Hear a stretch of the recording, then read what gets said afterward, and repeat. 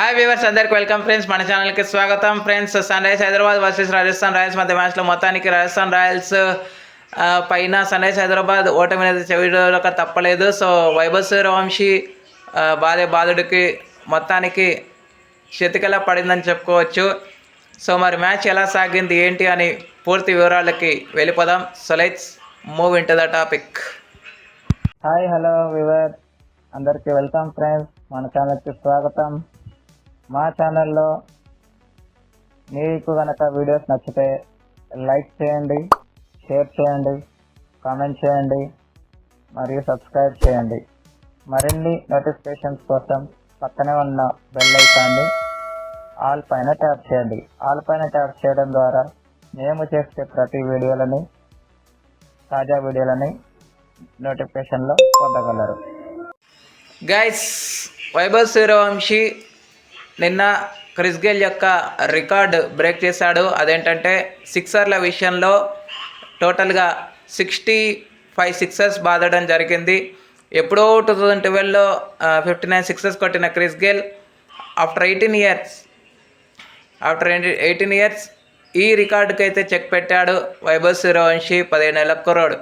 So toss గెలిచి మొదట fielding అయితే ఎంచుకుంది సన్ రైజ్ హైదరాబాద్. ఎంచుకున్న దానికి యశస్వి జైస్వాల్ కొద్దిగా కంపెనీ అయితే ఇచ్చాడు. బట్ యశస్వి జైస్వాల్ పైన ఎలాంటి ప్రెషర్ని రిలే చేయకుండా తనే సిక్సర్లతోని ఓవర్లతోని డీల్ చేయడం జరిగింది. 5 4 12 సిక్సర్స్ సహాయంతో 97 రన్స్ అయితే స్కోర్ చేశాడు. అయితే 29 బాల్స్లోనే 100 చేయాలన్న తపనతో అది ఎడ్జ్ తగిలి థర్డ్ మ్యాన్ వైపు క్యాచ్ చవటాడు. అక్కడితో 125 పార్ట్నర్షిప్కి అయితే బ్రేక్ పడింది. అంతకంటే ముందు 16 బాల్స్లోనే తన యొక్క హాఫ్ సెంచరీని అయితే కంప్లీట్ చేసుకున్నాడు. చేసుకున్న దగ్గర నుంచి ఎవరికి రెస్పెక్ట్ లేకుండా దొరికిన బాల్ని దొరికినట్టుగానే యార్కర్ లెన్స్ వేసినప్పుడే తను సైలెంట్గా ఉన్నాడు. కానీ ఆ యార్కర్లు కొన్ని ఫుల్ టాసెస్గా మారాయి. దాన్ని డిస్పాచ్ చేయడం జరిగింది. సో తర్వాత 125 పార్ట్నర్షిప్ వచ్చిన తర్వాత, బ్రేక్ అయిన తర్వాత వెంటనే రన్ బాల్ ఆడి 100 స్ట్రైక్ రేట్తో డీలా పడినటువంటి యశస్వి జైస్వాల్ యొక్క వికెట్ కూడా పడింది. సో తర్వాత ధ్రువ్ జురెల్ అండ్ రియాన్ పరాగ్ ఇద్దరి మధ్య 56 రన్స్ పార్ట్నర్షిప్ అయితే నెలకొల్పారు ఇద్దరు కలిసి. అయితే మంచి మొమెంటం ఉంది రాజస్థాన్ రాయల్స్కి అనుకుంటున్న టైంలో 26 రన్స్కి అవుట్ అయ్యాడు రియాన్ పరాగ్. ఆ తర్వాత 20 బాల్స్లోనే 50 కంప్లీట్ చేసుకున్నటువంటి జురెల్ కూడా లేని షాట్కి ట్రై చేసి తను అవుట్ అవ్వడం జరిగింది. అయితే సెకండ్ స్ట్రాటజీ టైమ్అవుట్ ఎప్పుడైతే తీసుకున్నారో ప్లాన్స్ చక్కగా అమలు చేశారు. ఎందుకంటే ఆ ఓవర్ అక్కడ నుంచి లాస్ట్ 5 అవర్స్ యాక్సలరేషన్ పీరియడ్ ఏదైతే ఉంటుందో అక్కడ రన్నింగ్ బిట్వీన్ ద వికెట్స్ చాలా చక్కగా చేశారు. మాట వాస్తవమే. Donovan Ferreira and Ravindra Jadeja running between the wickets చాలా చక్కగా చేశారు. కానీ లేని రన్కి వెళ్ళి కూడా రన్నింగ్ బిట్వీన్ ద వికెట్స్ చేయడం వల్ల 18 రన్స్ వేసి డానవెన్ పెరేరా తను అవుట్ అవడం, జడేజా మాత్రం బతికిపోయాడు 12 రన్స్కి. బట్ మిగతా వాళ్ళు కూడా ఫస్ట్ జురెల్ కూడా రన్అట్ అవ్వడం జరిగింది 1 రన్కి. సో అక్కడ నుంచి రన్స్ రావడం మాత్రం చాలా వరకు కట్టడి చేయగలిగింది. 250 రావాల్సిన స్కోరు 243కే రిస్ట్రిక్ట్ చేయగలిగింది ఎస్ఆర్హెచ్ అని చెప్పుకోవచ్చు. 2 రన్అట్స్ అండ్ శివాంగ్ కుమార్కి 1, ఆ తర్వాత ఇషాన్ మలింగాకి 1, నితీష్ కుమార్ రెడ్డికి 1, ప్రఫులింగే 3 వికెట్లు అయితే తీసుకోవడం జరిగింది. అనంతరం లక్ష్య ఛేదన ఆరంభించిన సన్ రైజ్ హైదరాబాద్కి 244 లక్ష్య ఛేదనకు దిగినటువంటి సన్ రైజ్ హైదరాబాద్కి అదిలోనే ఎదురు దెబ్బ తగిలింది. ఫస్ట్ ఓవర్లోనే వికెట్ తీసుకునేటువంటి సాంప్రదాయం కలిగిన వాడు జోఫ్రా ఆర్చర్. సో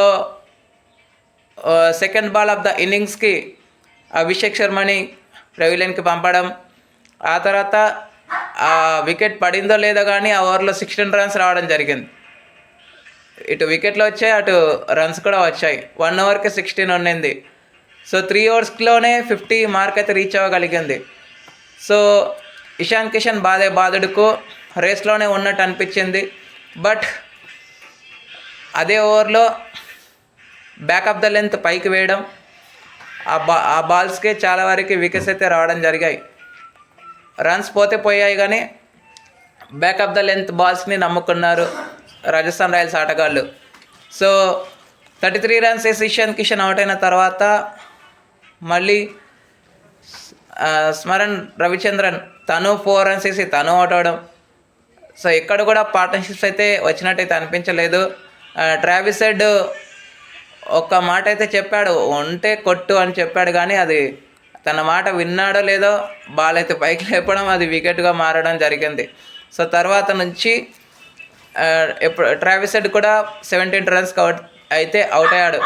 అయితే ఇక్కడ ఒక చిక్కు ఏంటంటే Andries Klaasen and Salil Arora కొంత పార్ట్నర్షిప్ నెలకొల్పుతున్నారు అనుకుంటున్న టైంలో 18 రన్స్ వద్ద ఉన్నప్పుడు మన ఆండ్రీస్ క్లాసన్ కెప్టెన్కి రిక్వెస్ట్ పెట్టాడు, డిఆర్ఎస్ తీసుకో ఖచ్చితంగా ఇది అవుటే అని చెప్పడం వల్ల అది pitching line, in fact line hitting the వికెట్స్గా మారింది. సో 18 రన్స్కి ఆండ్రీస్ క్లాసన్ అవుట్ అయ్యాడు. ఆ తర్వాత నుంచి నితీష్ కుమార్ రెడ్డి, సలీల్ అరోరా మంచి పార్ట్నర్షిప్ వేశారు. 56 పార్ట్నర్షిప్ అయితే చేశారు.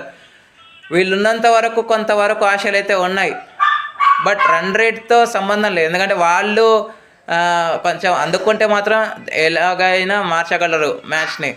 బట్ వీళ్ళిద్దరు కూడా క్రూషియల్ సిచ్యువేషన్లో రాంగ్ టైంలో వాళ్ళు అవుట్ అవ్వడం జరిగింది. కాబట్టి మొత్తానికి మన సలీల్ అరోరా 35 రన్స్కి అవుట్ అయ్యే సమయానికి స్కోర్ 161. బట్ శివాంగ్ కుమార్ పుణ్యమా అని చెప్పేసి 190 లోపు అయితే చేరుకోగలిగింది. 27 రన్స్ స్కోర్ చేసింది Sun Rise Hyderabad, Shivang Kumar. But టోటల్గా 192 రన్స్ అయితే చేసి 19.2 ఓవర్స్లోనే ఆల్అవుట్ అయితే అయింది. దీంట్లో బర్గర్కి 2 వికెట్లు, జడేజాకి 2 వికెట్లు, సుశాంత్ మిశ్రా డెత్ ఓవర్స్లో కీలక పాత్ర పోషించాడు, తనకి 2 వికెట్లు. ఆ తర్వాత యశ్రాజ్ పుంజేకి 1 wicket and Jofra Archer all round show. With the bat అయితే పోయింది, కానీ with the ball, with the field 3 catches and with the ball 3 wickets కూడా తీసుకోవడం జరిగింది. So player of the match award అయితే నో డౌట్, నా సర్ప్రైజ్ తుత్తినేలు చేసినటువంటి